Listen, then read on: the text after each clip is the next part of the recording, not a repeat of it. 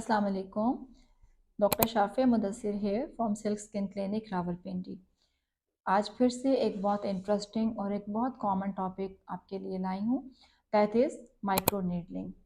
आज के टॉपिक पे हम बात करेंगे कि माइक्रो नीडलिंग क्या है, ये आपको कब और क्यों एडवाइस की जाती है, इसके क्या फ़वाइद हैं और इसकी सबसे ज़रूरी चीज़ क्या कि आफ्टर केयर क्या है।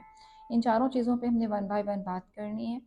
माइक्रो नीडलिंग में एक बहुत बारीक किस्म की छोटी छोटी सी नीडल्स होती हैं जो कि हम डिफरेंट डेप्स पे डिफरेंट प्रॉब्लम्स के अकॉर्डिंगली आपके स्किन के ऊपर आफ्टर स्टेरिलाइजेशन आपकी स्किन को इसका मसाज किया जाता है।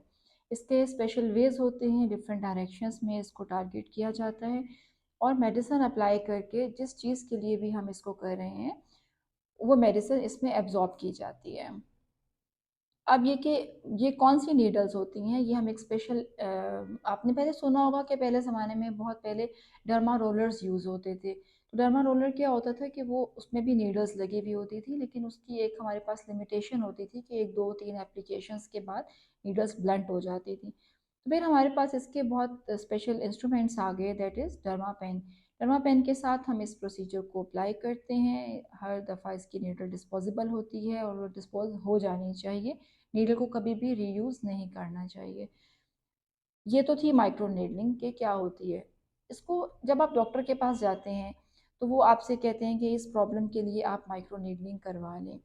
तो वो क्या क्या चीज़ें हैं, अगर आपके चेहरे पर छाइयाँ हैं, आपके चेहरे पर फ्रैकल्स हैं, या आपकी फाइन लाइंस बहुत सारी नज़र आ रही हैं, आपके पोर्स ओपन हैं, या जैसे हम इसको स्कैल्प ट्रीटमेंट में भी यूज़ करते हैं।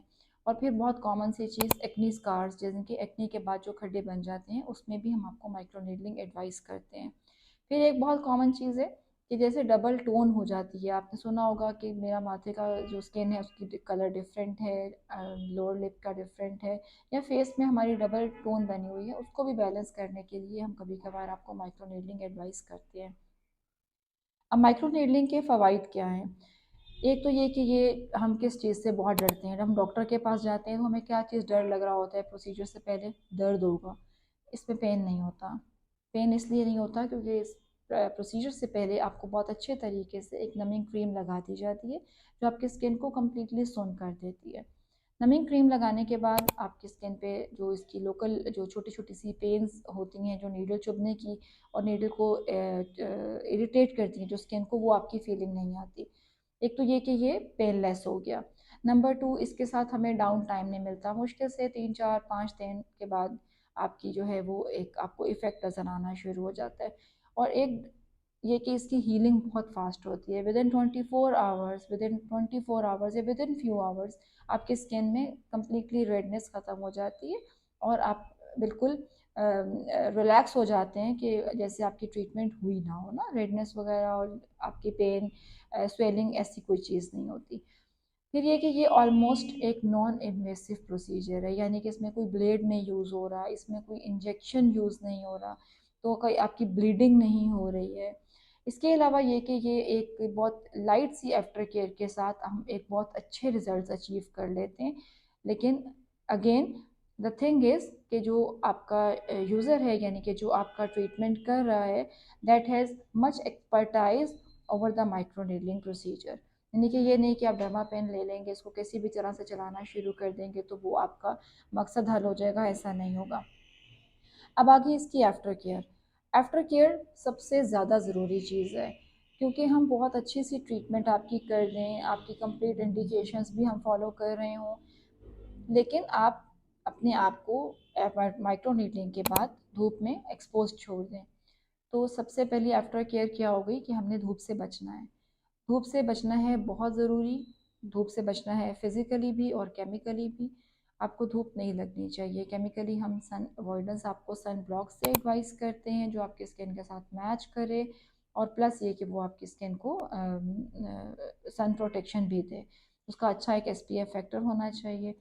तो एक तो आपने सन अवॉइडेंस करनी है। नंबर टू, जो मैं बहुत स्ट्रिक्टली अपने पेशेंट्स को लिख कर देती हूँ, वो ये कि गुड मॉइस्चराइजेशन। गुड मॉइस्चराइजेशन आपकी होगी तो आपकी स्किन हीलिंग भी बेहतर होगी, और आपकी स्किन में जो जिस मकसद के लिए आपने माइक्रो नीडलिंग करवाया है वो भी अचीव हो जाएगा, और माइक्रो नीडलिंग का साइड इफ़ेक्ट भी सामने नहीं आएगा।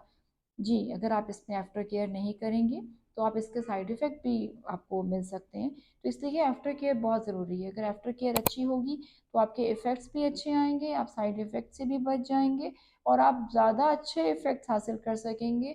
और जिन मकसद के लिए हमने इसको किया है वो भी, और जिस मकसद के लिए इसको हमने नहीं किया यानी कि स्किन रिजुविनेशन, वो भी आप अचीव करेंगे। तो ये थी हमारी आफ्टर केयर, और प्लस ये कि जो भी आपके रिकमेंडेड सीरम्स हों, मेडिसन्स हों, जिस मकसद के लिए हमने आपका माइक्रो नीडलिंग की थी, जैसे कि छाइयों के लिए की थी, तो माइक्रो नीडलिंग के बाद हम आपको आपकी छाइयों की दवाइयाँ भी देते हैं।